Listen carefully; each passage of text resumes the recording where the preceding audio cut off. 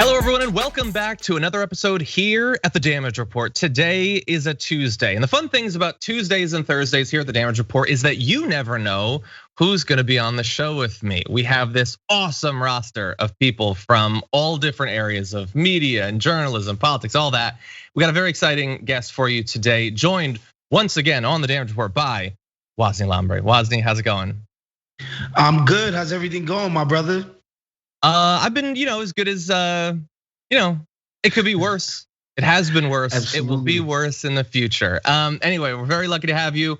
Wosny, if you're not familiar with him, is a culture writer, NBA writer, sports analyst, podcaster, Twitch streamer. Am I missing anything? I know that you have a lot of hats.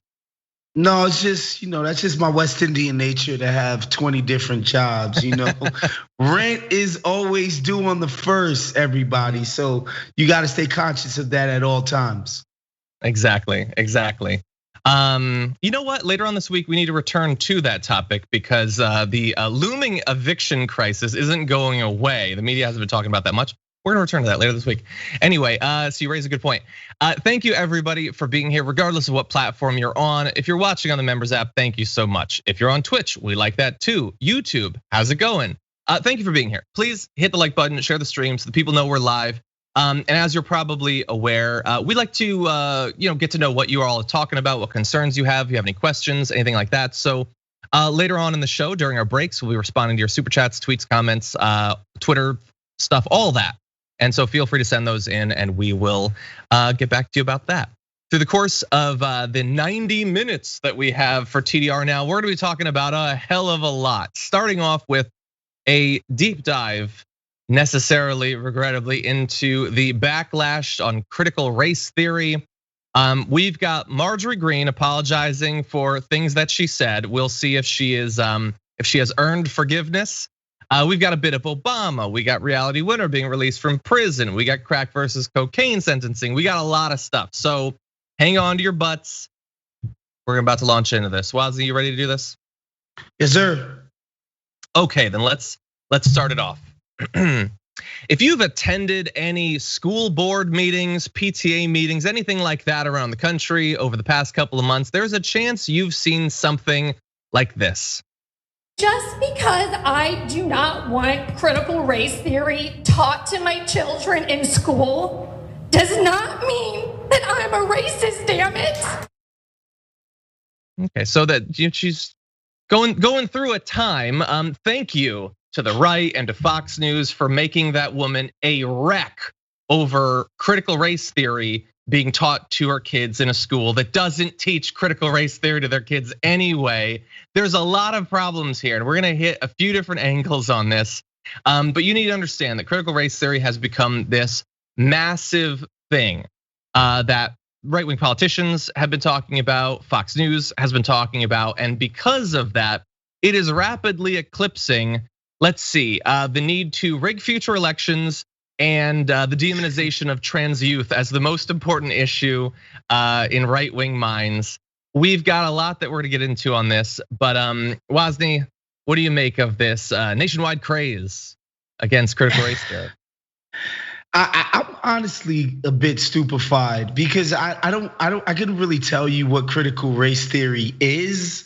Like, I don't know what that means, right? Like, are they gonna teach African American studies in classrooms all across America? I find it hard to believe that that would be the case. And a lot of it just feels like we don't want white people from the past to be demonized.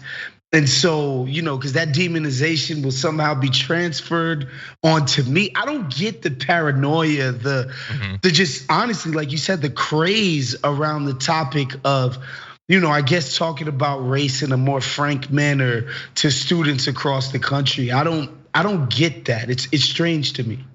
Yeah, you are handicapped, Wosny, by not being terrified of reality. Some people are very scared of the things that are, and they would very much like them to not be that way. But if they're gonna have to be that way, please don't tell me about it. Anyway, we're gonna get to a definition of critical race theory, but really fast, I wanna give you a little bit more of the sort of thing that you saw with that opening video, which is these meetings are going on. Hundreds of parents are flocking to tell school administrators to stop teaching things that they are very much not teaching. And you hear things like you did in that video. You hear things like from Kids First Alliance organizer Lindy Ford, who said, we need to be colorblind and we really need to have more unity. This is going to divide our children. You know, it's a great thing when you start off by saying that we need to be colorblind when it comes to race. I bet she even has black friends too. Now, also, if you're not from America, I don't know if this is a thing in other countries, but there's shortcuts to knowing if an organization is absolute BS. And unfortunately, kids being in the name is one of those things. Family too.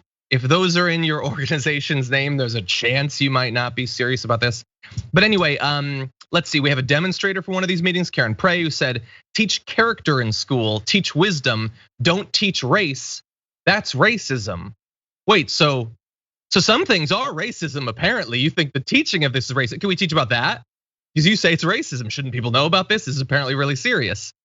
And let's see, we have a woman testifying in Greenwich, in my home state of Connecticut, saying critical race theory and anti-racism teaching practices are racist, hateful, abusive, and divisive at their core. There is no place for this in our schools. So teaching anti-racism is racist. Okay, now the definition. So what is critical race theory? Well, one definition provided by the Washington Post is that critical race theory is a decades-old academic framework that holds that racism is systemic, embedded in government policies and laws that are evident in any serious examination of American history. Critics say that racism is the work of individual bad actors, and they say teachers are improperly injecting race into the classroom. Teachers say it is impossible not to discuss race in any honest discussion or lesson about American history. So it is an analytical framework. It is a lens through which to look at history, saying that racism has been core to our country, which you would think hundreds of years of slavery as the backbone of our economy would sort of make clear, and Jim Crow and all of that. But that's not clear to a lot of people. It needs to be said, and critical race theory is one way that some grad programs look at race. Wosny, not every elementary school, almost none of the kids that these parents supposedly have ever been taught anything like this, but they're very worried about the US government being tarnished as having ever done anything racist, about race ever having been, racial bias being built into our economy, into real estate, into education or law or the Supreme Court. They're worried about those sorts of things. I think the strangest thing to me is it feels like they just want to be able to feel good about people like Abraham Lincoln and Thomas Jefferson, right? It's like these guys are our white heroes from the past, and I don't want to be robbed of the good feelings and just the general positivity that I feel towards these historical figures.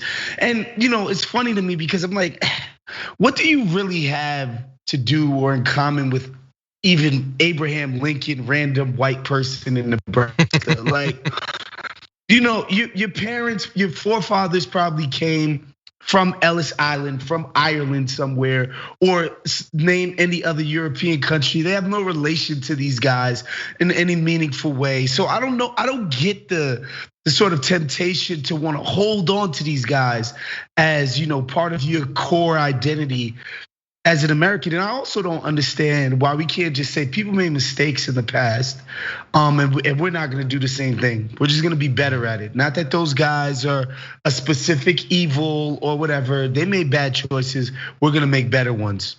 Yeah, keep it pushing. I don't know why that's so hard for people to say. It's just there's just this strange self-identity wrapped in. You have to believe that the white men of the past were pure and amazing to feel good about yourself. It's just strange to me.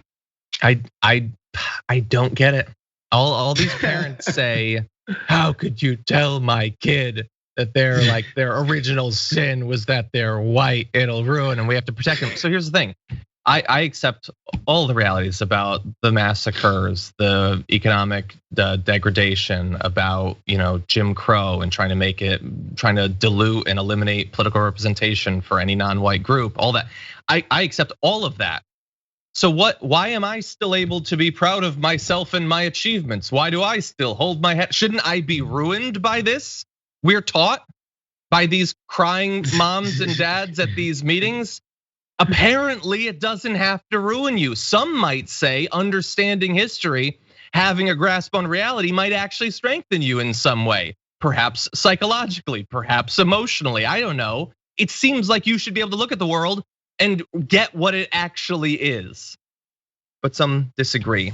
And they're willing to go to extreme lengths over it. So let's turn to our next bit on this. The furor over the non-teaching of critical race theory has gotten so bad that it's not enough now for these right-wing parents to go to meetings and complain about it. They now want surveillance, state surveillance of teachers. A Nevada group called the Nevada Family Alliance, see, family's in the name, has proposed putting cameras on teachers to stop them from teaching critical race theory. The Alliance's suggestion for teachers to wear body cameras followed frustration from parents about the quote, lack of transparency by teachers promoting a social justice narrative. Every day, the founder of that group says, we are told of another incident where a teacher is violating the privacy of a student or contradicting the lessons taught by parents at home. So creating a record that could be viewed by appropriate parties if necessary might be the best way to urge teachers to stick traditional teaching. And man, I don't know, does like a shiver up your spine at traditional teaching? How dare a teacher contradict what parents have said? Here's the thing about that. Most parents don't know jack about history. That's why we send our kids to schools, to be taught by teachers who've actually learned this stuff. But Wosny, they want to put the cameras on the teachers. So it's just a little, you can just see the little faces. And when, like you mentioned Tulsa, the little faces are like, no, and then that's evidence in a court proceeding. Yeah, it's funny because these are the freedom people, right? Freedom, liberty. This is the land of the free, America. Don't tread on me, et cetera, et cetera. It's the same crowd that does that yet wants to surveil teachers. Again, I just don't think this is that critical or that hard to understand. Even something, because we get these buzzwords that come and they go. Now the buzzword of the moment is systemic racism. It's pretty easy to teach to even second graders, like we're all basically the same. And if a group of people are getting outcomes at a disproportionate rate, we know that there's something else going on because we're all basically the same. We're all human beings. We all bleed when you cut. There's no there's no science behind any of the race stuff. It's just categories that we've made up. And so when we see outcomes that are disproportionate for a certain group of people, then we know something's happened systemically and we probably need to do something to address it. It doesn't mean your mommy and daddy don't love you. That doesn't mean you need to cry every single day because your skin is white. And people 300 years ago who happen to have the same skin color as you, perpetuated some awful atrocities. Like, this isn't hard. This is so simple. Even children can understand it. And again, it just shows you what could happen when people are propagandized and sort of taught to be idiots via hate radio on the right wing or Fox News. Like when you're constantly consuming this stuff, it can turn you to even dumber people than even little kids, right? Like that's just what this shows you to me. I love the shot at little kids. Look, they're pretty dumb too, bear in mind. You're not wrong though. Yeah, so a couple points. To your point about the hate radio and Fox and all that, it's 100% true. Like if you're conservative and you're watching this, I just beg of you to see reason, not on everything, that's not gonna happen, but on this one thing. If you think that Tucker Carlson gives a damn about what some public school is teaching kids, you're crazy. Dude's rich, his kids are not only are his kids never gonna go to those schools, they're never gonna have a serious extended conversation with a person who's been to one of those schools. He and all of the other rich MFers who are getting you worked into a frenzy about this don't care about it at all. But I'm sure they're thrilled at how successfully it has taken over millions of right wingers. They're pursuing their economic interests while dangling stuff in front of you. They jangle their keys and then you run to go attack the teaching of critical race theory. By the way, in terms of dumb people, really fast, one more graphic here. The Karen England, the founder of that Nevada Family Alliance, says, we expect that the teachers unions will reject this proposal immediately for the body cameras, but we should ask, what do they have to hide? That's actually a good point. The only reason you could not want to have a body camera on you is because you're hiding something. And I think that's a standard that we can apply to other people. Hey, Karen England, put on a body camera all day and stream it to the internet. If you don't want to do that, what do you have to hide? What are you doing that is so terrible that you wouldn't want your entire privacy to be violated? So that busybody parents are constantly asking you about everything that you do and you say. It's so stupid.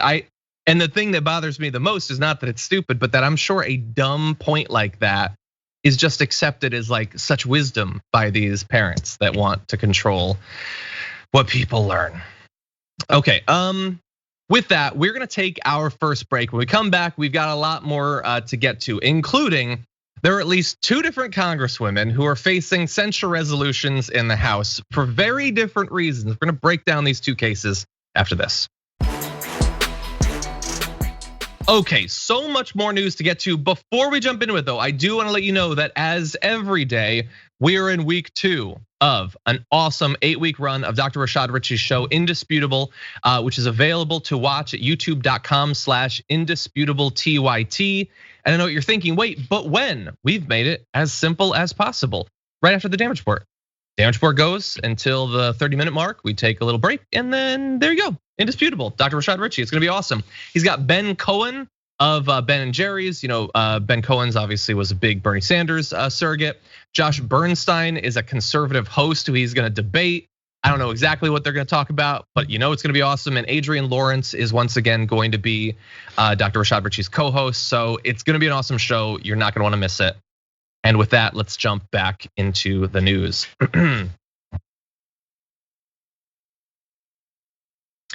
It's been a couple of weeks since Representative Marjorie Greene compared the wearing of masks to the Holocaust. That was rough at the time, and she actually got pushback on it, shockingly. She sort of apologized at the time. Now she's coming back with what she believes will be a better apology. Here's a bit of that. Always want to remind everyone, I'm very much a normal person. And I think it's important for me to always be transparent and honest. And I just want to tell you all, I'm really, really lucky. I am blessed with amazing parents. And my dad just passed away in April. But I will say he taught me some great things. And one of the best lessons that my father always taught me was when you make a mistake, you should own it. And I have made a mistake and it's really bothered me for a couple of weeks now. And so I definitely want to own it. This afternoon, I visited the Holocaust Museum. The Holocaust there's nothing comparable to it. It happened and, over 6 million Jewish people were murdered. More than that, there were not just Jewish people, Black people, Christians, all kinds of children, people that the Nazis didn't believe were good enough or perfect enough. And the horrors of the Holocaust are something that some people don't even believe happened, and some people deny, but there is no comparison to the Holocaust. Okay, so she is apologizing. She has been to the Holocaust Museum, so now she gets that it's really serious and everything. Waz, what do you think about her apology?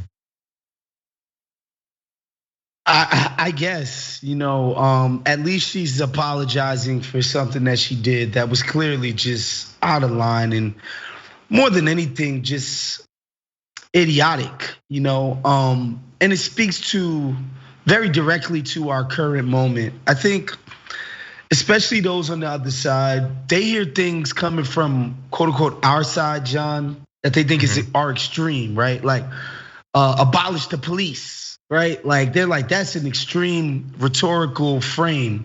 Now, when we go for our turn, we got to go extreme, right? And so, wearing a mask at Walmart is now the same as being taken to a gas chamber. It's the same, John. It's the exact same thing. The mass killing of a persecuted group of people, 6 million. Is the same as wearing a mask when you get beef jerky from 7-Eleven. It's the exact same thing. There's no difference. It's just ridiculous. Like some of this stuff, there's nothing interesting to say, John. Like I want to sound smart and interesting on your show because I want to entertain your audience. But how are you smart and interesting about a freaking lady comparing masks in public, sort of stores, et cetera, to mass genocide and killing? Like, how do you sound smart about that? This is just ridiculous. Yeah, I agree. And yet we have an obligation to try, so I will. Yeah, you're right. Okay, so first of all, base level, she is apologizing once again. That is worth something. We're going to evaluate how much it's worth based on other things that she said in that same press conference, but it's worth something. Not necessarily much for her, but I didn't think that she would be pushed into ever apologizing for anything that she said. So this is a bit of a win, if a minor one, for a world, a reality where there are sometimes, even sometimes, consequences for the insane things that you say. So that's good. I'm glad for that.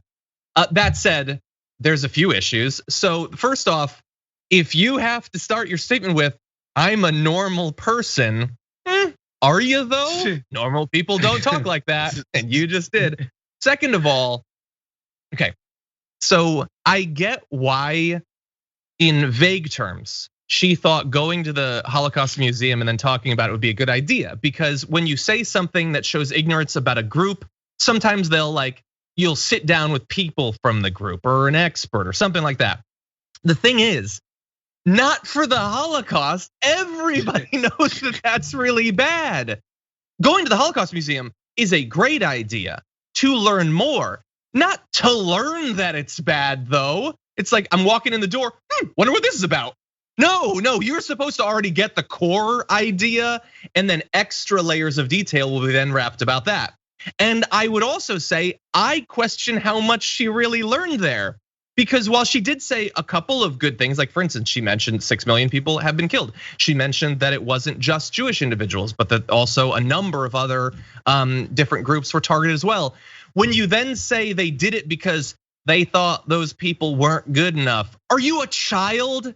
Are you a child that's what you took? Well, they really didn't like those people weren't perfect, so that's the most simple. Anyway, she's trying to some extent. The thing about it though is that she said, I will own up to my mistakes, which is good. I think that people should do that. They should be rewarded in some fashion, when they do that. It's then immediately undercut by other stuff. So for instance, at that press conference, she was asked by Ryan Nobles if the experience would lead her to reject the disinformation spread by QAnon followers, some of which deny the Holocaust. She said in that thing that some people deny the Holocaust. She said she didn't know of what information was spread by Q followers. That's not true. That's not true at all. You were one of those Q followers. You uploaded popular videos that people who are obsessed with QAnon would watch. You know at least something about what they say, so you're lying there. She also refused to take back her comparisons between the Democratic Party and the Nazis. So an action of the Democratic Party and an action of the Nazis, she gets that she's not supposed to compare those things. But just calling them Nazis, she doesn't take that back.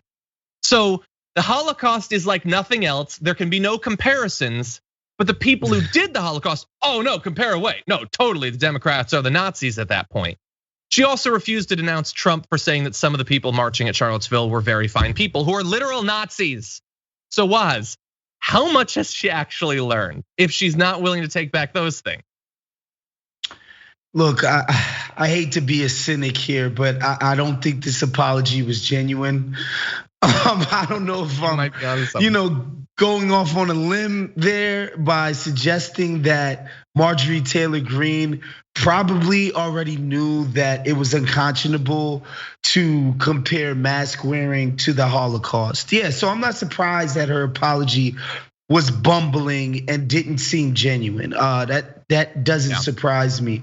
And also it wouldn't surprise me that she wouldn't come out and directly denounce Donald Trump, because part of your brand as somebody you've already self-identified as a Q supporter, like that's just the Donald Trump cult. So why would a cult member come out and denounce the cult leader in public? That just would never happen. And I get reporters' jobs is to hold these people's feet to the fire, so to speak, and ask them the quote unquote tough questions. But I don't know, part of me wonders if taking any of these people seriously at all is part of the problem. Maybe nobody showing up to her rinky-dink press conference would have been the right thing to do. Although I know it's important that we document what our public figures are doing, or civil servants are doing. But the thing about the mask stuff, which is funny to me, because honestly, John, I don't like wearing masks.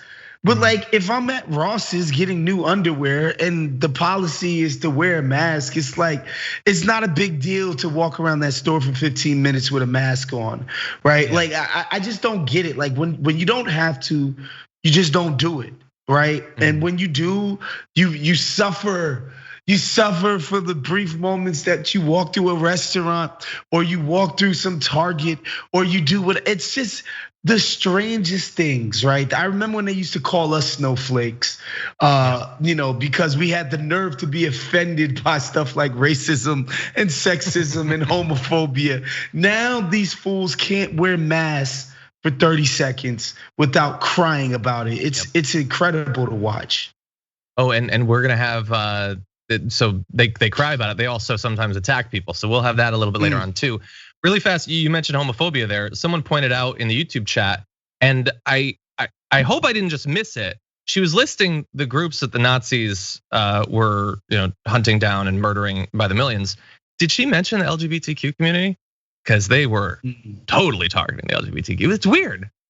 So weird. I guess she must have missed that section of the Holocaust Museum. Weird that she wouldn't want to mention that. But good point to the YouTuber with that. Okay, let's turn to the next aspect of this. Both Ilhan Omar and Marjorie Taylor Greene are potentially this week going to be the targets of censure resolutions. So they're going to be filed supposedly this week, admonishing them for marks that critics say were anti-Semitic or inappropriate. But two different women, two different remarks. So we've been talking about Marjorie Greene and her saying that being forced to wear a mask is like being sent to Auschwitz, which seems crazy. I shouldn't have to say why. But what about Ilhan Omar? Well, interestingly, in this case, the same representative is putting the censure resolutions and getting involved in the process of both. You have Representative Brad Schneider, a Democrat.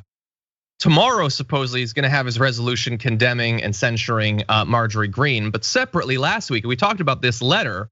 He was part of a group of House Democrats who were criticizing Ilhan Omar, accusing her of giving cover to terrorists and suggesting her remarks reflect a deep-seated prejudice. So her remarks were that effectively, many groups have committed war crimes and atrocities. The Taliban, Hamas, but also the United States and Israel, which is an objective fact. I apologize if facts are inconvenient sometimes, that's the nature of them. But she is being attacked for that. Now, Greene has been criticized, and not just by Democrats and the damage report and stuff like that. She was condemned by Mitch McConnell, by House Minority Leader Kevin McCarthy. He said she's wrong. Her intentional decision to compare the horrors of the Holocaust with wearing masks is appalling. So that's good, that they actually finally found something that she said that was bad. But they're also trying to draw some sort of parity with Ilhan Omar. And Kevin McCarthy said today that he would bar progressive Ilhan Omar or anybody that has an anti-Semitic, anti-American view. She criticized Hamas and the Taliban in literally the same statement, from serving on the House Committee of Foreign Affairs if Republicans take back the majority in 2022. And she would just be the beginning, I think, Wosny. I think that since Marjorie Greene was stripped from her committees for a billion bat-esque crazy statements, if they get back into control, I mean, God only knows how little you'll have to say for you to be taken off out of your committees. Yeah, I mean, this is the right wing. This is the reactionary sector of our government, and this is what they do. It's funny to compare what Ilhan Omar said to Marjorie Taylor Greene is hilarious on its face, and it's always this need to quote unquote balance out our sort of discourse, right? Well, there's a Republican version of ridiculousness, of actual insanity, and we have to reach. We have to figure out a way to say no, but there's a democratic form of it too, and it's Ilhan Omar, talking about the bombing of Cambodia and Laos, or the terrible atrocities from Central America with the Sandinistas, or the countless coups that the CIA has backed of democratically elected governments, or the 500,000 brown people who died in Iraq, or we can just keep going and going and going. Like, to point that out is somehow anti-American, or that means you're not a patriot. To point out that the United States too has carried out numerous atrocities over many years all over the globe, from Africa to wherever, it's just so freaking stupid. It's just about objectivity, both siderism run amok. 100% to claim those, like, she is stating a fact. They've all committed war crimes, all of them. That's just reality. Whereas Marjorie Greene said the Holocaust is like being forced to wear a mask, which is wrong. It's not like that. You know what the Holocaust is like? Two things. First of all, nothing. Second of all, well, if millions of people are killed in another campaign targeting different groups, then that will be like the Holocaust. But other than that, nothing. So she was wrong, and Ilhan Omar was saying a fact that people don't like. And there is nothing the right likes more than attacking people for making them think thoughts that hurt their brain. So anyway, we're gonna have to see what happens with it. Nancy Pelosi says that the House leadership hasn't rebuked Ilhan Omar over her comments, and her putting that out today might be an indication that they're not gonna be supportive of some sort of censuring or an attempt to take her out of her committee meetings. We'll have to see about that. I am curious what you all think, though. So we do have a poll. You can go to tyt.com/polls. The question is, will the Democrats come to the defense of Representative Ilhan Omar against GOP attacks? The specific link is tyt.com/polls/Omar-under-attack. I have my worries. I think that the Democrats love to show how reasonable they are by throwing their own under the bus when it's not warranted. They've done it in the past. They've done it in the past with Ilhan Omar. So we'll have to see. I am very worried about it. I'm also worried about what's gonna happen with Representative Omar if and when the Republicans retake the majority. So we'll have to see about that.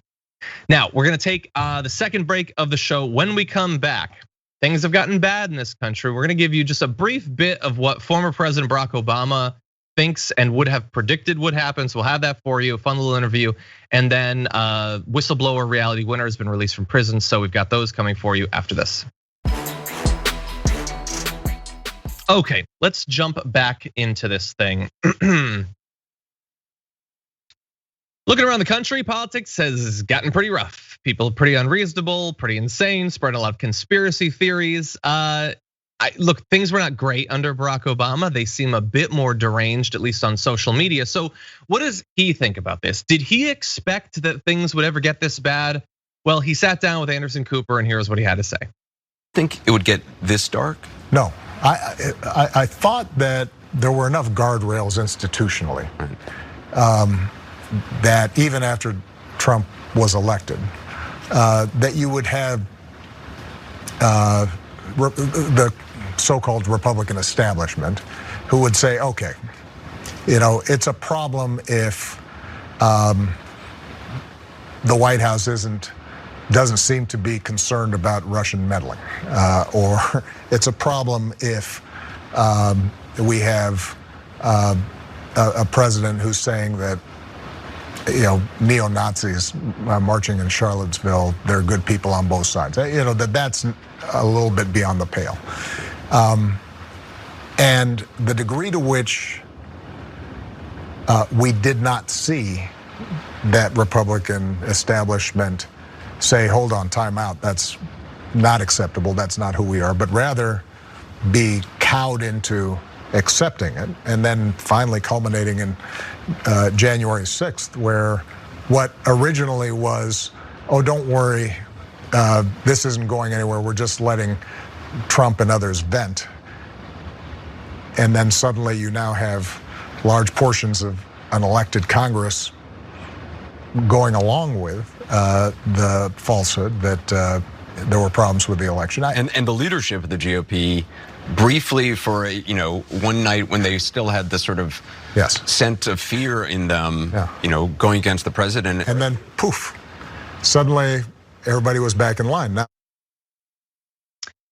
Okay, so look, they covered a lot of ground there, Wosny. It seemed to me like, I understand that his thing is being like very level-headed. He doesn't seem that freaked out about anything that's going on. Like, is it just the interview? What did you think about like the general tone there from former President Barack Obama? I think it's horse crap. I think this idea that the Republicans would be alarmed by anything other than losing is horse crap. All they care about is winning. Before Barack Obama was elected, these fools perpetuated the Iraq war. It was a lie. They lied to the public. We spent trillions of dollars, as I previously mentioned.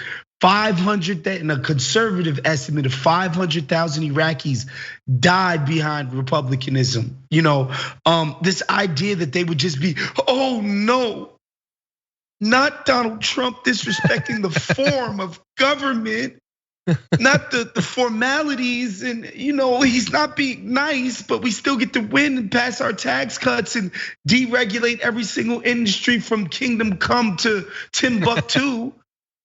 No, not that. It's insane to suggest that these people would do anything else besides win. They just want to win. They don't care about these niceties that Barack likes to pretend that these people give a damn about. It's a level of naivety that gets on my nerves because Larry's a lot smarter than this. It's just ridiculous. I want to ask you about one thing. So you mentioned that the only thing that would like cause them to freak out would be to lose. So question on that. So 3 years ago now they lost the House and they just lost the Senate and the White House. Are they really that freaked out about losing? Really? They're not changing really. I mean, they're changing election laws to make it more difficult like for Democrats to win, but they're not angry at Trump for presiding over all of these losses or Mitch McConnell. They don't seem to mind the people who are in charge. So how freaked out are they? Well, look, you got to think about it. There were no actual consequences to having Trump as president for Republicans, like not tangible ones, right? Like the apparatus of the government is so huge and entrenched. Even having somebody completely disinterested in his own job was pretty much just chugging along until the pandemic happened. Like an actual honest to goodness emergency, and it was just like, oh my God, this is a disaster.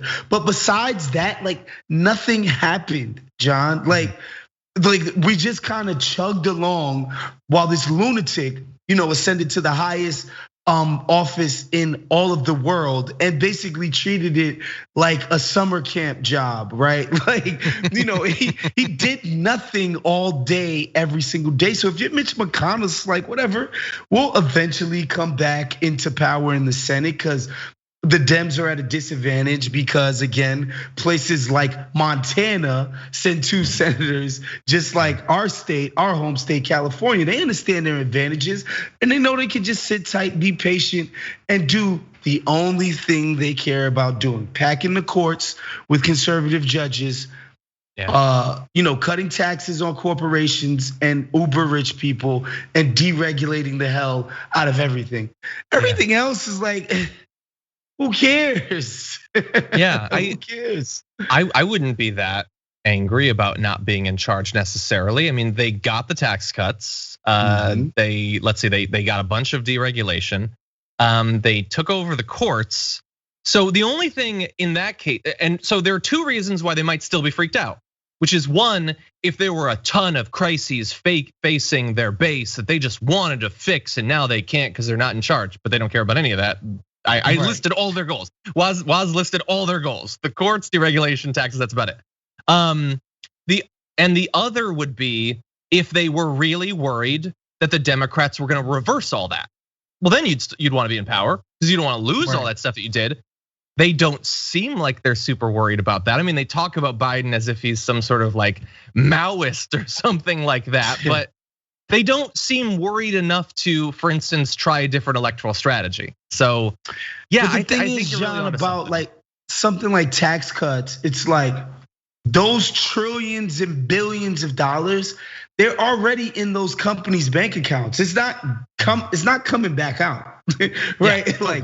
Like they shoveled all that wealth back up to the top, and it's not going anywhere. That's entrenched, So like, what does Mitch McConnell care? It's like my buddies got paid. I'm good.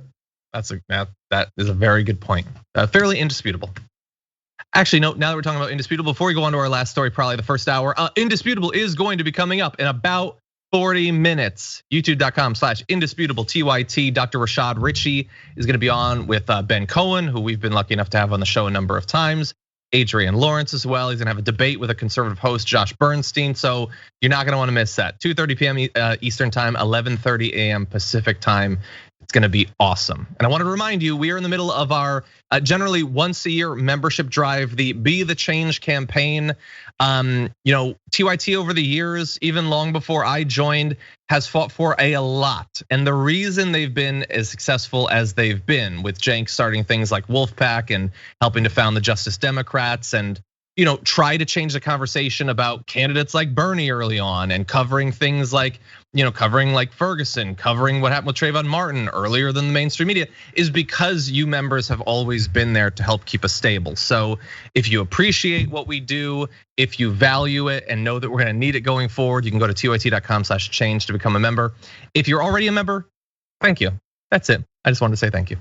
And with that, why don't we jump into this next story? Yesterday, there was a bit of shocking news. I don't know if anyone was expecting this, but the whistleblower Reality Winner was released from prison. Not necessarily totally home free or anything like that, but at the very least on that path, released from prison. Let's see, we have this tweet that was sent out at the time by her attorney, Allison Grinter Allen, who said, "I'm thrilled to announce that Reality Winner has been released from prison. She is still in custody in the residential reentry process. We are relieved and hopeful. Reality and her family have asked for privacy during the transition process as they work to heal the trauma of incarceration and build back the years lost. Her release is not a product of the pardon or compassionate release process, but rather the time earned from exemplary behavior while incarcerated. Reality is still barred from public statements or appearances, and any inquiries can be handled through my office." So if you're not familiar with Reality Winner, why she was locked up, I'm not that surprised, because for some reason, out of all the whistleblowers and all that, she was talked about very little in her case. Anyway, here's the basic details. She's a former Air Force linguist. She entered a guilty plea back in 2018 after being prosecuted for leaking classified information. She had been arrested the year before and charged with sending a classified report about election interference to reporters at The Intercept. The report described hacks by Russian intelligence operatives against local election officials and a company that sold software related to voter registration. So she had been locked up, given a 5-year sentence for that. And we're gonna talk a little bit about the conditions that she was held under. But Wosny, what's your reaction to her, at least like basically like being put into like a halfway house or something like that? My reaction is that one of the last things that remains bipartisan about our government is the ghoulish way in which we treat whistleblowers. Barry was freaking horrible on it, and Barry's supposed to be some enlightened cat. He was terrible to whistleblowers, and I'm not surprised that even under a Republican administration, we would be carrying out the same practices and tactics against people who would dare speak out against injustices carried out by not just other governments, our government too. So yeah, I'm not surprised by this. Like when it comes to hawkish military, state-run stuff, both sides of the aisle are in lockstep. We need to stamp out any and all dissent. The military is God in this country, and everything else can just go to hell. Yeah, and the argument's always given, like regardless of the content of the leak, is this is gonna harm our national security. But like, are you ever gonna describe how? Like, are there any cases where it actually shouldn't it have to before you lock up everyone who does it because it's supposed to? Offer some proof that and by the way, was put in danger. Exactly, and not just for her. You're totally right. This both sidesism in American politics is often BS. It's lazy thinking. But you're totally right. In this case, when it comes to whistleblowers, they all hate him. And by the way, the first whistleblower scandal for Joe Biden is it's pending. It's gonna come at some point. They're gonna lock somebody up. I don't know who they are. I don't know what their name is. I already want to thank them for their courage that they're gonna have because both parties are really bad when it comes to whistleblowers. Yeah, people need to have certain information. Like that's why whether it's Edward Snowden, Chelsea Manning, Reality Winner, Julian Assange, leave them alone for the whistleblowing. It doesn't mean that I like every one of these individuals or they're good people or they have our interests at heart or whatever all the time. But this is they're not demonized for those reasons. They're demonized because they dared to go against the security state, the intelligence apparatus, all of that. And by the way, we want to mention some of the conditions that she had been suffering under. So she had COVID while in prison, which isn't that shocking. So many prisoners did because our country didn't give a damn. We didn't do anything really to protect prisoners from getting and dying from COVID. Anytime you advocate for literally any better improvement of the conditions in our prisons, you're gonna be attacked for it because those are not humans. You're not supposed to care about them. Let's see, her prison lost power and heat during last winter's ice storms. A number of her fellow inmates actually died of COVID during that time. And she's just now been moved out of one of those. But go watch John Oliver's most recent episode about overheating in prisons, killing people.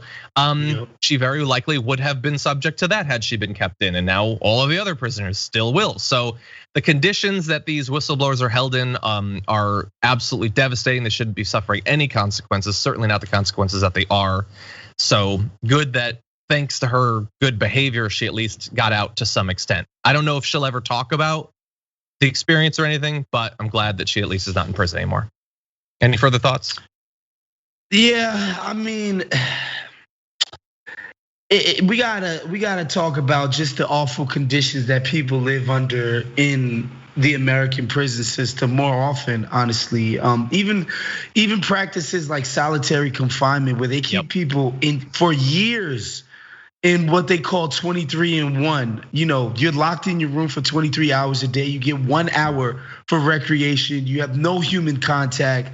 People can't visit you. This is inhumane. It's torture. It's shameful what we're doing to American citizens in our prison system. And obviously it's horrible when they do it to whistleblowers, but it's horrible when they do it to anybody who's been considered to have broken a law. They're still human beings and still deserve to be treated with some level of dignity. 100%, 100%. And you don't have to leak state secrets to be devastated by our system. In that John Oliver episode, they talked about one guy who was in prison for writing a bad check, who died from the heat in the prison. That's what our system is.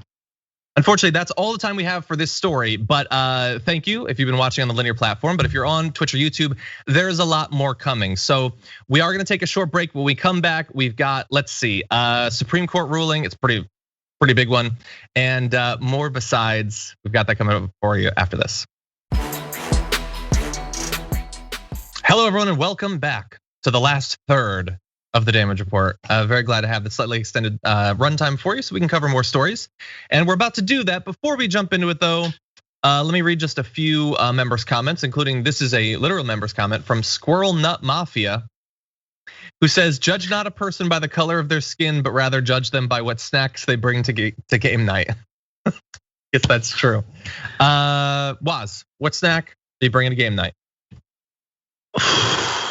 Probably something from Trader Joe's. It'll probably be whatever the spiciest potato chip they have. Probably bring a big old bag of that because I love Trader Joe's snacks, and I know I'm not alone in that. I do like Trader Joe's. Their like candy and stuff is really good. Yeah, my wife got me really into hot Fritos, except I swear, I feel like I got COVID and it ruined my taste buds because there was a period of a few months where I loved them and now they're too spicy for me, and I don't understand why that would happen. That's really interesting. It usually goes in the reverse order of you start something and it's decently spicy and you're like, nah, not spicy enough anymore. Burns you out, yeah. Okay, so a few super chats for you as well. Lawrence Wells says, "Hi, John and Woz. That Omar is being censured the same as Greene is absolutely as ridiculous as Greene herself. It's because of honest people like you who break the monopoly on the narrative." Lawrence, thank you for watching. Appreciate that message. Stephanie Rampley says, "Marjorie Taylor Greene also said she previously visited the Auschwitz concentration camp when she was a teenager. So why did she need to go to the Holocaust Museum to get enlightened?" These are very good questions, very reasonable questions. Over on Twitch, Cena McMillan gifted 5 tier 1 subs. Thank you very much for that. Thank you, Ty Strong, for subscribing for the 4th month. Vengeful just hit 12 months as a subscriber. That was quite a year. Thank you, Vengeful. Zerklees hit 4 months. Let's see, read that. Brandy Lou gifted 5 tier 1 subs. Brandy Lou so often does. Thank you, Brandy Lou. I see you. I see you gifting subs. The Artsy Fartsy Dragon gifted 5 as well. Couldn't miss your name, Artsy Fartsy. And let's see, over at hashtag TDR Live for a more perfect America says, "If anti-racism divides a country, that country needs to reevaluate itself." That's a pretty good point. And with that, let's move on to some more news. The Supreme Court is really on one, regrettably in this case with a 9-0 decision where there could have been a bit more justice, but then the Supreme Court got involved. So effectively yesterday, they ruled that potentially hundreds of low-level crack cocaine offenders cannot benefit under a 2018 federal law. The First Step Act provision in question made retroactive another law from back in 2010 called the Fair Sentencing Act that was supposed to reduce a disparity that had left sentencing for crack cocaine crimes more severe than for powder cocaine crimes. Now, that wording sort of underplays what's really going on. It's more severe, it's way more severe. The ratio was 100-to-1. So that a 5-year mandatory minimum penalty, for instance, was triggered by possession of 5 grams of crack. You would require 500 grams of powder cocaine, and black defendants were far more likely to face crack cocaine charges than white defendants who are more apt to face powder cocaine charges. So it's such a weird coincidence that one was 100 times more penalized. In any event, in this case, Tararik Terry, he's the individual at the center of this, scheduled to be released from prison in September, is black. He is not going to be able to be retroactively have his sentence reduced as a result of this. The reason is just basically a technicality. It's a wording thing in the bill. The authors of the bill are very clear that they intend this to have people like Tararik Terry be encapsulated under it. But in a 9-0 decision written by Justice Clarence Thomas, the court said that the First Step Act was limited by a technical omission. It left out the lowest rung of offenders. So we'll have a little bit more on this.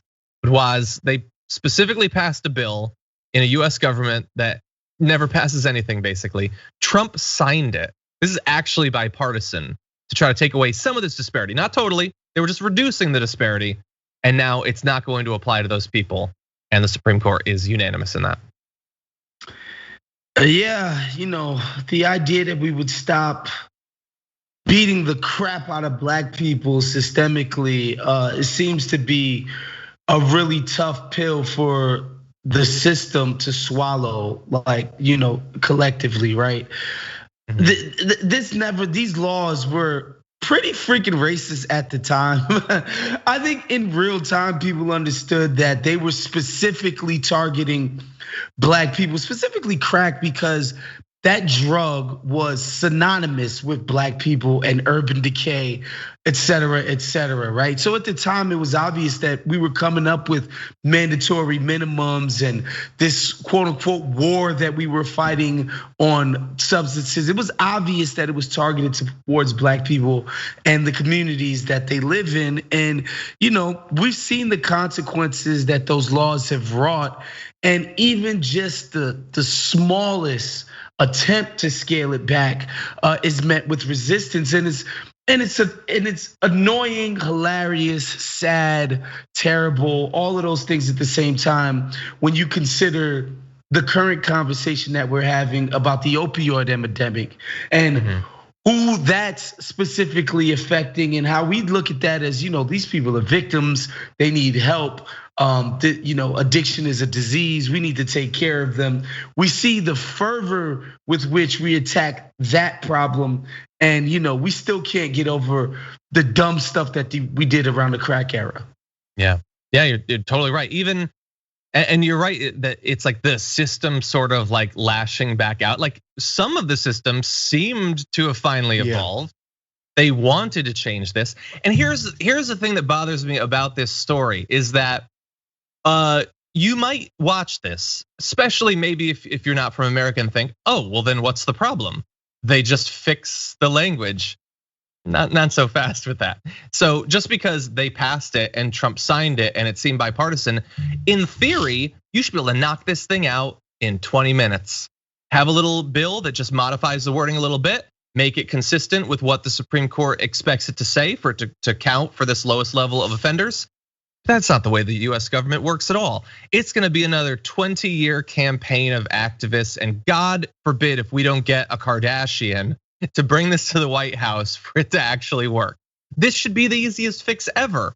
And that's very rarely the takeaway from one of these stories, but I have no faith that they're gonna quickly fix this. Tarik Terry could end up spending years more in prison as the system sort of slowly gets back up to speed. Anyway, let's move on to other aspects of the inertia in the system that are frustrating. There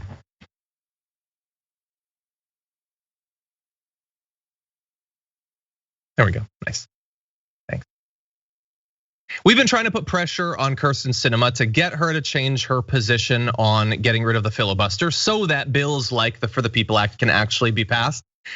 She either doesn't watch or isn't interested in what we have to say, but thankfully we're not the only ones. Others are trying to pressure her, including in her home state of Arizona. So just today I came across an op-ed by the Secretary of State for Arizona, Katie Hobbs, who had a bit to say about the war on democracy that the Republicans are currently prosecuting and how she can potentially get involved. Thank you, Sophie, our producer, is pointing out that she's gonna be running for governor. Thank you, Sophie. So here is what Katie Hobbs had to say. Democracy is under siege in Arizona. As part of the big lie that Republicans have been pushing about electoral fraud, they're conducting an audit in our largest county. Most Arizonans, Democrats, Republicans, and independents understand that the audit is a farce.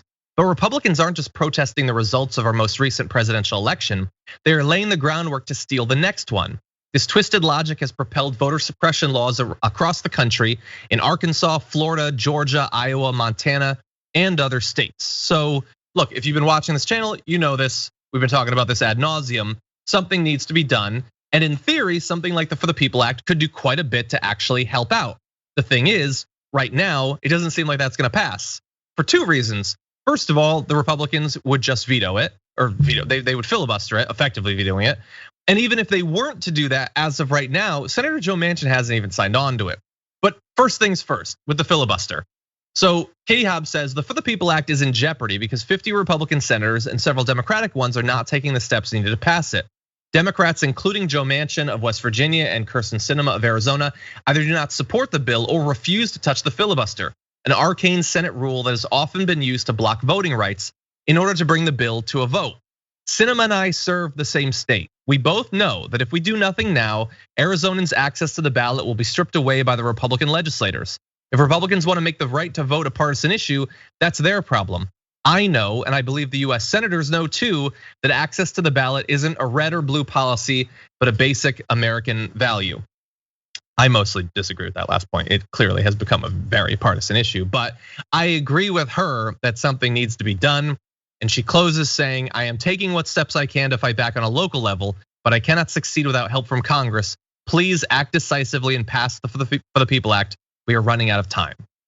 So, she's not like burning Sinema to the ground or anything, but she is calling her out.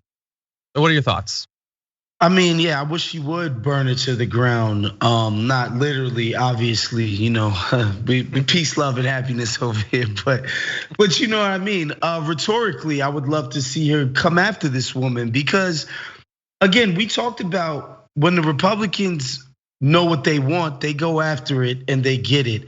This idea that Mitch McConnell or anybody within the Republican Party would come out for, say, a big tax cut that couldn't get through because Democrats wouldn't help them pass a bipartisan bill. You think they would come out and say, wait, hold on, guys, we really want to do it, but the Dems aren't on board yet.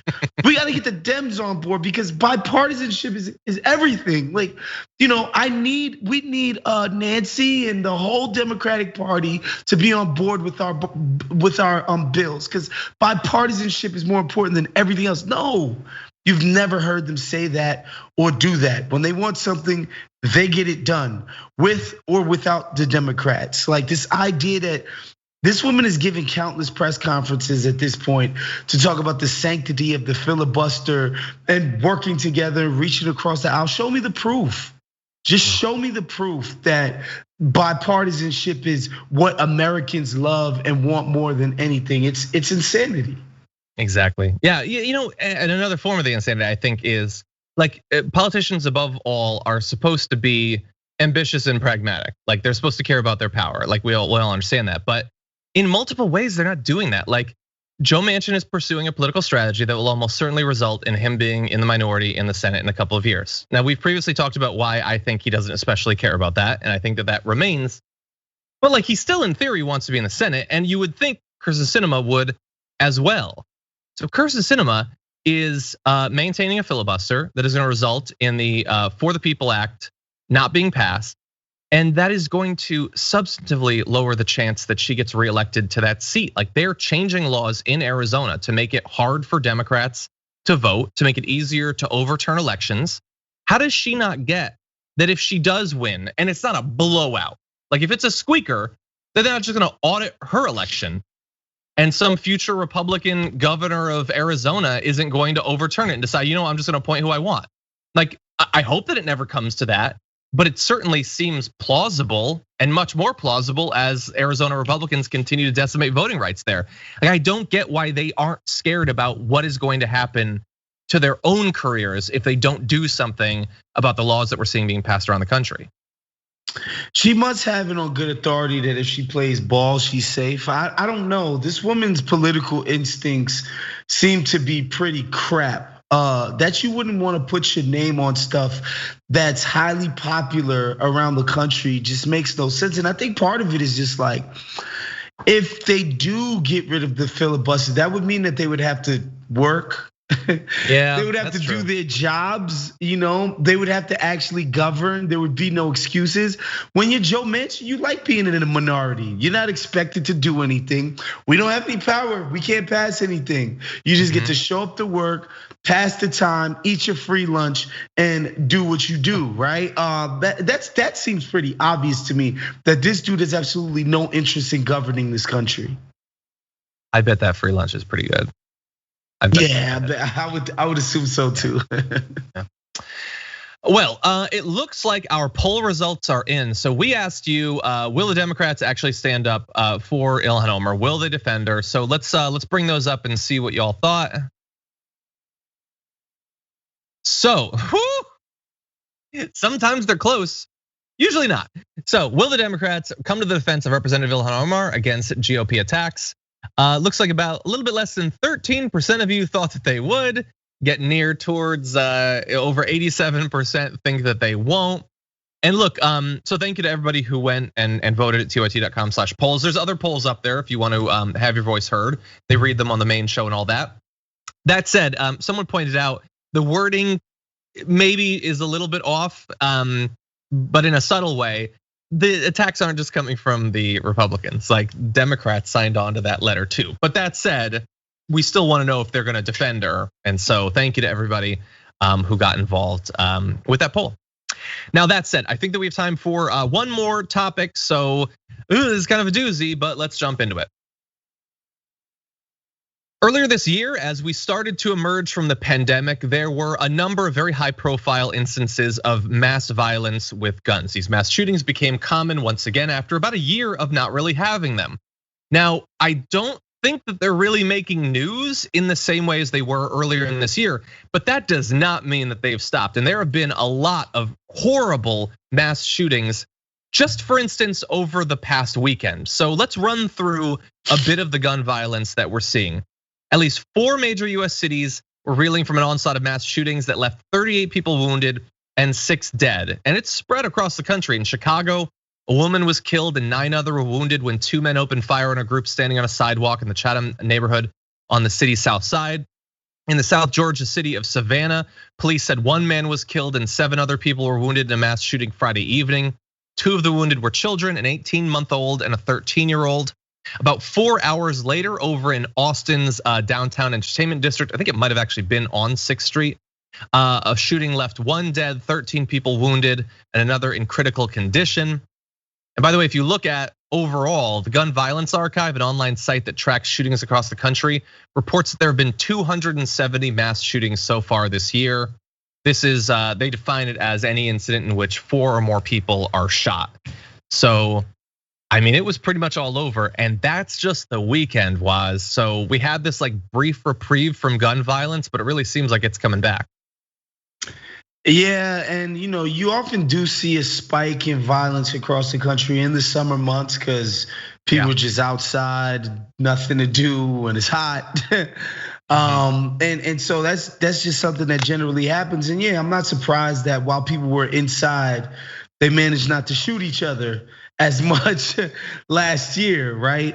Which was a nice thing for once. But it's disheartening because I think people in this country have been conditioned to think that violence is just a part of what we do here. It's as guaranteed as the sun rising in the east every single morning. There's just going to be violence in America, particularly of the gun kind, because people got it in their heads that guns are integral, yeah, thanks. Are integral to our lives here in this country. Like people just dumb enough to think that. I feel actually thankful to have grown up in New York City where the gun stuff wasn't a thing. In fact, they came out with extremely punitive gun laws. Like if you were found to be with a gun, you get like 2 years minimum, right? Oh, wow. And I think that went a long way in decreasing gun violence, and just an idea that just like, you know what? I'm not gonna bring this thing out or around me if I don't absolutely have to, because if the cops just search me, I'm going to the freaking pokey. And so, I feel thankful to have grown up in an environment where you weren't too worried about who's got a gun or who doesn't. But yeah, this stuff is disheartening, man. People getting shot left and right. Yeah, I agree. It is left and right. I too, like, I don't actually at the time I wasn't that familiar with Connecticut gun laws, but I grew up in Bridgeport, and you were worried about getting jumped or whatever, but you weren't worried about getting shot necessarily. So that was nice. Now there's just way more guns, always more guns. Take a look at this map.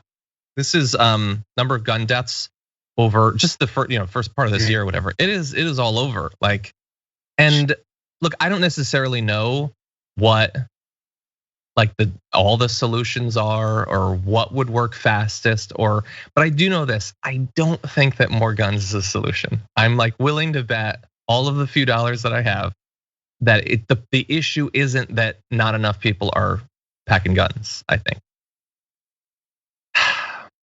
just so many. We're at 40% more than at this point in 2020, which granted, was pandemic times. We're 65% higher than we were in 2019. Like we were making up for lost ground. That is just terrible. Yeah. Now, really fast. Yeah, and there's no end in sight either. So no, I'm just saying there's no end in sight to this either. I don't know how we get this thing corralled and under control. There just seems to be violences just seem to be spiking all over the place. I've seen people trying to figure it out via studies, etc. We probably won't understand the reasoning for years to come, but it seems like the country is just becoming more and more violent by the day. It does, and it's spreading everywhere. You can't even go to Disneyland to get away from it. Through mid-April, police have already arrested at least 14 people at Disney for toting guns. America, what is wrong with us? It's Disneyland. Like I don't necessarily want to be approached by those costumed people any more than you do, but waving a gun at them is not the solution. Are there scary things? Yes, I've been in the Winnie the Pooh ride. That thing is trippy, but you don't need to shoot anything in it. It's a small world. It's not that dangerous of a world, okay? Why are people bringing guns to Disneyland? It's kids everywhere. People are saying lines are too long, kill them all. No, like it's not gonna solve any of your problems. So one person, a South Florida man, weird, checked into the Polynesian Village Resort with an AR-15 and a 9mm handgun in his luggage, explaining that he brought them along to protect his wife and 2 kids from Black Lives Matter protesters. What? So 2 things. One, are Black Lives Matter protests going on at Disneyland right now? Is that a thing in Epcot? I don't know. And second of all, you need an AR-15 to protect them from protesters? But of course he thinks he does. He watched that gun-toting weirdo and his wife was wearing like the prison jumpsuit or whatever, waving guns at people who are walking by their car or by their house. You don't need it there. And I get it. We were all horrified at that story a couple years back where an alligator dragged someone's kid away into a pond in Disney. That was horrifying. It's probably not gonna happen again, and you don't need your AR-15 to avoid it. Yeah. Disney. If there was any proof that we've completely gone off the deep end collectively as a society on the gun question, it's people bringing toting gats to go see Minnie and Mickey Mouse. Like that is just, and by the way, the excuse given being Black Lives Matter. I mean, I don't know. I don't think I'm the most tapped into Black Lives Matter and the protest movement, but I'm pretty sure Disneyland and Disney World are low on the list of places that they're gonna be making demands at. I don't know. Yeah, it's like, stop the cops from killing us, Goofy and Minnie Mouse. I don't understand this. Yeah, I don't remember that part of the Pirates of the Caribbean ride. Anyway, okay. Well, Woz, thank you as always. We're always lucky when you take time out to join us on the show. So thank you so much. Until next time, where can people watch more of your work? Yeah, obviously you guys should be checking out the Wosny Twitch stream on the TYT Twitch network. Every Tuesday and Wednesday night, 7 p.m. Pacific Standard Time to 9 p.m. Check us out. We try to do politics. We try to talk about grub. We try to talk about relationships. We try to stick everything in there at once, John. So check out Wosny when you get a chance. And yeah, just please check out my work at theringer.com. I do podcasts over there. I do a little bit of writing. Check me out at theringer.com and subscribe to the Woke Bros, me and Nando Vila's political podcast every Thursday morning. That's out for you guys. So subscribe to the Woke Bros wherever you get your podcasts. Awesome. Sounds like fun. Thank you, man. Have a good one. Thanks for having me, guys. Thank you. Unfortunately, it looks like that's all the time we have, but that's not all the content TYT has. Do you know that after the break we're about to throw to, Dr. Rashad Richey is going to be coming for Indisputable, and you might be thinking, well, where do I watch it? Well, you watch it at youtube.com/indisputable-TYT, obviously. You go there, you hit the subscribe button, and then it'll be waiting for you every day after the Damage Report. Doesn't that sound like fun? You got like 6.5 more weeks of Dr. Rashad Richey to look forward to, and you want to be ready for it. So that's coming up very soon. Thank you to everybody for watching the show, for liking and sharing the stream, letting people know that we're live. If you interacted with us, appreciate all your comments. Even if we can't get to all of them during the show, I do read all of them. So please keep those coming in, and thank you so much. Until next time, stay safe out there, stay sane out there, and I'll see you soon. For many Americans across basically every type of job, burnout was one of the things you had waiting for you. If you were lucky enough to continue to have a job during the pandemic, it was pretty much ubiquitous. And there were some career fields that, sort of by the very nature of people staying at home might have taken off a bit, some forms of media and content creation.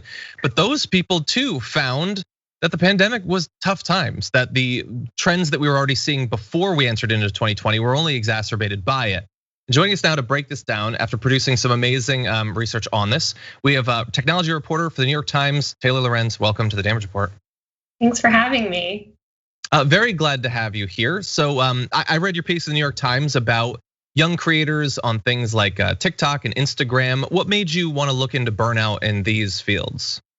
Yeah, well, I think that, throughout the pandemic, as so many people got laid off, a lot more people turned to the content creator industry. You saw a lot of people that formerly had retail jobs, trying to make it as social media influencers. People started streaming and all of that. So there was really this boom in creators. It's the fastest growing segment of small business in America. And I wanted to look at sort of how that was affecting the actual people, that are working, streaming sometimes 16 hours a day with no time off and no labor protections or anything like that. So decided to just call some of them up, and it was sort of uniformly, they all said the same thing, which is that they were experiencing a mental health crisis. Yeah, I've often wondered about that, especially for Twitch, which seems to incentivize people doing extremely long streams. That does seem difficult. So I'm curious, the people you talk to, I'm sure some of them probably got their start over the last year, but for those who might have been around for longer, was this a thing where 2020 was especially bad, or has this been a problem for a long time? This has been a problem for a long time. I mean, I think people in this industry have kind of normalized it. They're just like, well, unfortunately, that's how it is, And there was one kid that I spoke to that talked about sort of feeling like he could become irrelevant any day just by some big tech company changing an algorithm. These tech companies want to sell this version of creators as entrepreneurs, right? They try to say, hey, you're starting your own business, right? But you're building it all on the back of these tech platforms that ultimately hold the cards. And so it can just be a really precarious profession. And it's why a lot of people don't do it for years. So many people only last a couple years. They don't make a long-term career out of it. Yeah, and I have to assume that it's become easier for people to get on a lot of these platforms. That's probably leading to saturation. Is that part of the fear about the possible irrelevancy, that there's always going to be somebody else who's working super hard that might try to, take your audience or whatever? Yeah, there's always someone behind you. There's millions of people behind you. I mean, you're essentially competing against every single other person on the internet. A lot of people have asked, why don't these creators try to unionize or whatever? And a lot of these groups have tried to sort of collectively negotiate with these tech companies for protections or money or things like that. And it's always been pretty unsuccessful because these tech companies know that even if this current wave of people is gone, there's so many waves behind them that will work for less money and sort of not ask for the same types of things. Exactly. In your piece, you talked about how the technology industry has been one of the chief beneficiaries of, as you just pointed out, that there's always going to be these creators making content for them. They can basically create the platform, and then the creators will go there. So how is the tech industry benefiting? Is it financial?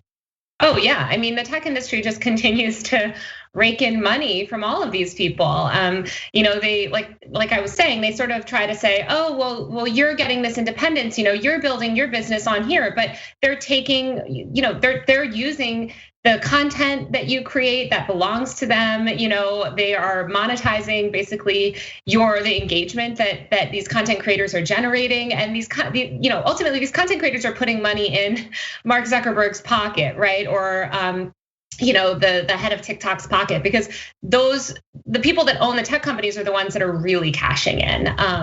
And they're benefiting not just monetarily, but they're getting, their platforms are getting more clout and more influence, and they then, can lobby harder for whatever they want in our government. It really just adds to their social, political, and economic capital. I know that over the past few years, it's become pretty typical for businesses to at least try to put across the idea that they care more about the mental health of their employees, focusing on things like wellness and stuff like that. Have we seen that at all on some of these platforms? Any sort of concern for the long-term welfare of their creators? Yeah, I think on an individual platform basis, like, when a ton of top YouTube creators began burning out in 2018, the platform made a bunch of kind of statements. One of their product managers started to speak out. They said they'd make changes to kind of stymie burnout. TikTok has done sort of similar things. I think TikTok's been a little bit more helpful to creators that have actually reached out for help. But the problem is systemic. It's bigger than any one of these tech companies. It's this entire system where, people feel like they have to turn to the internet to sell themselves or sell their personality online because they have no job security elsewhere, and they feel like that's a more stable position to be in. So it's a symptom of this broader sort of society. Also the fact that this class of workers has no protections, right? Like all these people are independent contractors. They're not like employees of Instagram or any of these companies. And you see this with the gig economy, right, too. Like these are independent contractors. They're not really our employees. They don't work for us. So we don't need to give them benefits or time off or mental health care because ultimately they're just on our platform. They're using our platform. Is that something that any of them any of the creators that you talked to brought up as a potential solution? Or if not that, have they given you any ideas of things that they think would help them? Yeah, I mean, a lot of people have spoken up in this space. Li Jin, who's a very famous investor, actually pioneered a lot of investment in this space, has actually called for things like a universal creative income, which would basically be like a universal basic income for people working in creative arts. I think that a lot of these creators have wanted more from the company. They would love to take a week off and not feel like they're losing traction in the algorithm, for instance. If there was like a way for them to almost have an out of office, there's no out of office for YouTube or TikTok really. So I think that there's a lot that could be done from a product standpoint and just from a larger sort of societal standpoint to protect these people. Yeah, well, as you've alluded to, there's a lot going on here, and we've barely even touched on some of the specific interviews that you did. So if anyone's watching this, wants to read Taylor's work, it is available at the New York Times, titled "Young Creators Are Burning Out and Breaking Down." There's a lot there. Taylor, thank you. I want to thank you both for the work and for joining us on the show. Yeah, thanks for having me.